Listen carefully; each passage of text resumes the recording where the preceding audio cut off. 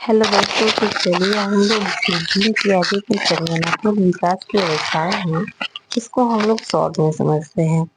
ठीक है, तो देखिए जो अवस्थाएं हैं ये 4 प्रकार की होती हैं। ठीक है, तो संज्ञानात्मक विकास की जो अवस्थाएं हैं इनको 4 भागों में बांटा गया है। कौन कौन सी? संवेदी पेशी अवस्था, पूर्व संक्रियात्मक और स्थूल संक्रियात्मक और औपचारिक अवस्था। तो ये इस प्रकार से हमारी ये 4 अवस्थाएं कौन कौन से? संवेदी पेशी अवस्था, पूर्व संक्रियात्मक और स्थूल क्रियात्मक और औपचारिक। तो ये जो 4 अवस्थाएं हैं, ये जो 4 अवस्थाएं हैं तो इनके बारे में हम लोग समझ लेते हैं। ठीक है, तो सबसे पहले हम लोग समझते हैं संवेदी पेशी अवस्था। ये संवेदी पेशी अवस्था है क्या और ये किस प्रकार से कार्य करती है? तो देखिए जो संवेदी पेशी अवस्था है ये हमारी जो जीन पियाजे हैं उनके जो संज्ञानात्मक विकास की अवस्थाएं हैं 4, तो उनमें से पहली अवस्था मानी जाती है। तो इसकी जो उम्र होती है वो 0 से 2 ईयर मैंने 2 में 2 साल तक मानी जाती है संवेदी पेशी अवस्था की जो कार्यकाल है। तो देखिए इसमें क्या होता है, ये ज्ञानेंद्रियों द्वारा दुनिया की समझ, इसमें बालक क्या करने की कोशिश करता है? तो जो छोटा बालक होता है, जो नवजात शिशु होता है, जो दुनिया में पहली बार आकर अपने आप को नवजात को क्या करता है, अपने आप को समायोजन करता है। समायोजन की अवस्था भी कहलाया जाता है जो शैशवावस्था से, क्योंकि बालक इस अवस्था में अपने आप को समायोजन करने की कोशिश करता है। तो देखिए इसमें जो होता है वो ज्ञानेंद्रियों द्वारा दुनिया की समझ, मतलब अपनी ज्ञानेंद्रियों द्वारा, मतलब आँख, नाक, कान, मुंह, त्वचा, इसके माध्यम से वो क्या कर लेता है, दुनिया को वहाँ के लोगों को, परिवार, पर्यावरण को, परिस्थितियों को समझने की क्या करता है, कोशिश करता है। ठीक है, ऑब्जेक्ट परमानेंस लॉर्ड, मतलब वस्तु अस्थायित्व की प्रक्रिया को समझता है।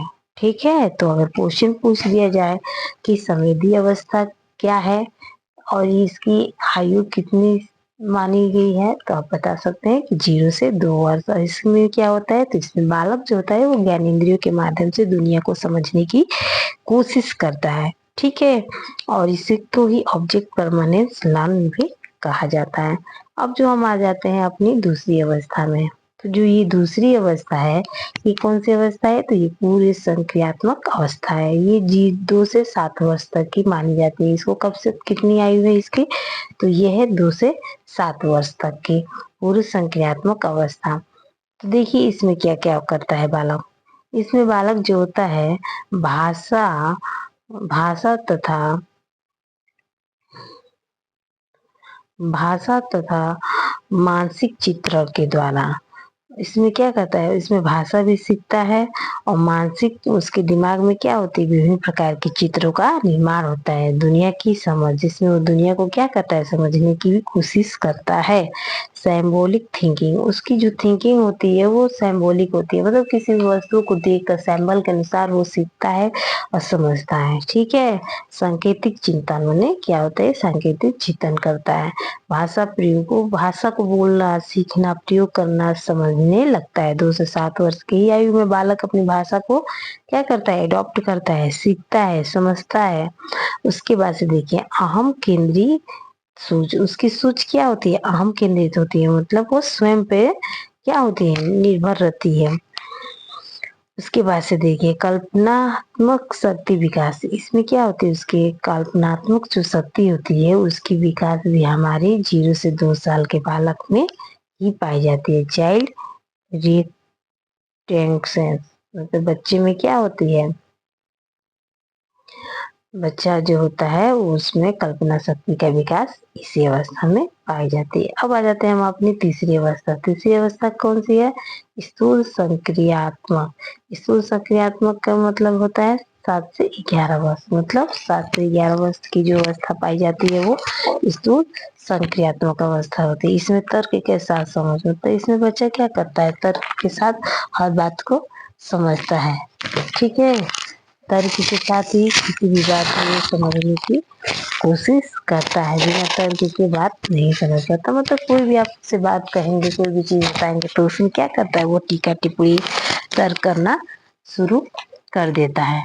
ठीक है, अब देखिए इसमें तर्क के साथ समझ, लॉजिक अप्लाइड, बालक क्या करने लगता है, वो लॉजिक लगाना शुरू कर देता है कि नहीं 2+2 = 4 है तो कैसे है, किस प्रकार से है, ये आप उनको विस्तार से समझाइए।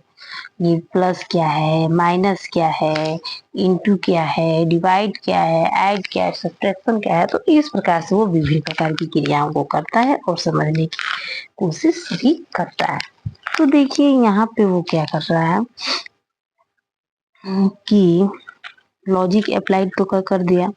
अब देखिए कन्वर्जेशन ऑफ नंबर्स, वो नंबरों का संरक्षण भी करना, आइडिया क्लासिफिकेशन को आइडिया निकालना, विभिन्न प्रकार के इनको वर्गीकरण करना, इस अवस्था को नियमीकरण की अवस्था भी कहा जाता है, क्योंकि यह लंबे समय तक बच्चा एक ही काम करने का नियम बना लेता है। मतलब इसमें क्या करता है बच्चा, जो मान लीजिए वो कोई काम कर रहा है एक नियम पे है तो उसी के माध्यम से वो नियम करता है, काम करता है, समझता है। ठीक है, जब तक उसके पूरा वो उसको हल न निकालने, पूरी तरह से उसको समझ न ले, उसके बारे में प्रत्येक जानकारी को एकत्र कर न ले, तब से वो क्वेश्चन करेगा, पूछेगा, समझेगा, उसी पे तर्क वितर्क करेगा। तो आ जाते हैं अब हम लोग अपने इस चौथी अवस्था को। चौथी अवस्था कैसे, कौन सी अवस्था मानी जाती है, औपचारिक अवस्था। औपचारिक अवस्था में देखिए कितने टाइम की ये अवस्था है, तो ये हमारे 11 से 15 वर्ष तक की अवस्था मानी जाती है।